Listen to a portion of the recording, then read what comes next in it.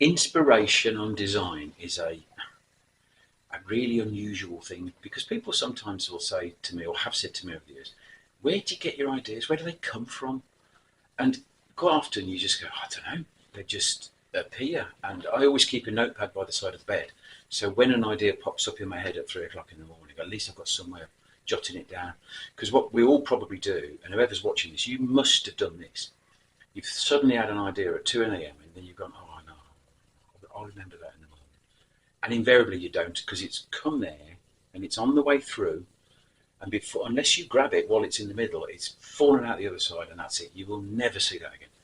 So I always keep that pad by the side of the bed because they're often really quite unusual ideas. But inspiration in graphic design is a weird thing because if you're really interested in it, like I am, and like everybody here is, you just keep stuff. You use stuff. You find stuff. You look at stuff just because you appreciate the quality gone into it. Let me give you an example. I've got some here. This goes back to 1923. So this is over 100 years old, and this is all about Birmingham. So you've got the Birmingham Coffee House, and you see the style of illustrations for this. And all of this was handcrafted. So you get this and you appreciate the quality that goes into it, appreciate the work that goes into it. And then you open it up and there's even more. So there's adverts there. And you look at this and you might look at that and think, oh, no, I could draw something like that. And that would be useful for something else. The other thing with design as well is it's very cyclical.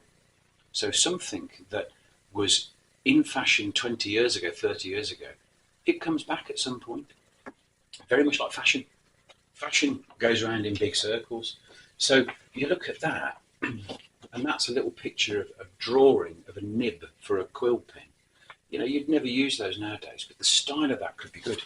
So then I also collect, and yes, people take the mick out of me, I collect things like this. This is a magazine from 1954, and look at that on the back. You'll all recognise that, Bounty Bar. You probably find the EU's called it something different now, but you've got all these kind of things in here, and you read through these. This is the original story, My Left Foot, which was a great film with Daniel Day-Lewis. This was published in this magazine before it even hit anywhere else. So you find things that are just useful. There's one here from 1954, which my granddad would have bought, and that's got about the Queen on there, got Lucasade advert on the back, and it's liberally sprinkled with adverts and articles. Even the classified ads, you look at those and it's just inspirational. And then there's a museum in Gloucester. There's a museum in Gloucester called the Robert Opie Museum. If anybody's interested in design over the years, go there because it's brilliant.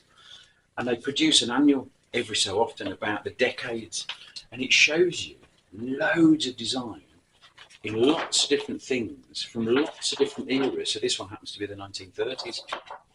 And sad people like me can sit there and pore over it and look at it and go, oh, that's a really good idea. And you look at this is going to sound sad, you look at maybe the drop shadow on that job there, and you go, that would look wicked on the job that we're doing next month.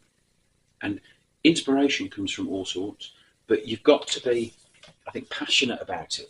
You've got to really want to do it, and you've got to just be interested in it, to look at all this kind of stuff.